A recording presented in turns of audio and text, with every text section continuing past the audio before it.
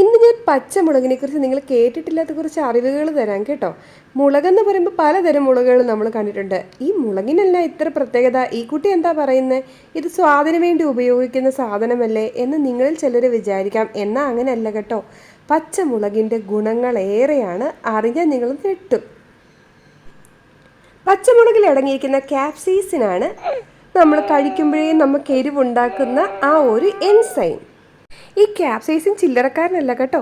ഈ ക്യാപ്സൈസിൻ അടങ്ങിയിരിക്കുന്ന പച്ചമുളക് നമ്മൾ ഭക്ഷണത്തിൽ ഉൾപ്പെടുത്തുമ്പോൾ അത് നമുക്ക് ദഹന പ്രക്രിയ വളരെ എളുപ്പമാക്കാൻ സഹായിക്കുന്നു. അതുമാത്രമല്ല കേട്ടോ, പച്ചമുളകിന് മറ്റൊരു ഗുണമുള്ളത് അത് അണുക്കളെ അകറ്റി നിർത്തുന്നു. അതോടുകൂടി രോഗപ്രതിരോധ ശക്തിയും നമുക്ക് വർദ്ധിക്കുന്നു. പച്ചമുളകടങ്ങിയ ഭക്ഷണം കഴിച്ചാൽ നമുക്ക് ശരീരത്തിലെ കൊഴുപ്പ് നിയന്ത്രിക്കാൻ സാധിക്കുന്നു. അതുപോലെ തന്നെ നമ്മുടെ ശരീരഭാരവും നിയന്ത്രിക്കാൻ പച്ചമുളക് വളരെയധികം സഹായിക്കുന്നു.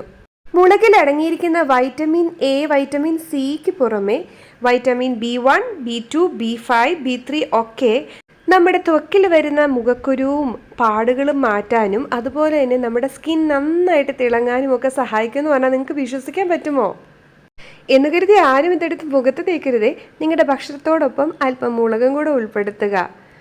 ഇനിയും എന്തൊക്കെയാണുള്ളത്? പൊട്ടാസ്യം, മഗ്നീഷ്യം, അയൺ ഒക്കെ ഉള്ളത് കൊണ്ട് ശരീരത്തിൽ രക്തഓട്ടം കൂട്ടുവാനും രക്തത്തിൻ്റെ അളവ് വർദ്ധിപ്പിക്കുവാനും ഈ പച്ചമുളകിനൊക്കെ സാധിക്കുമെന്ന് പറഞ്ഞാൽ വിശ്വസിക്കാൻ സാധിക്കുമോ?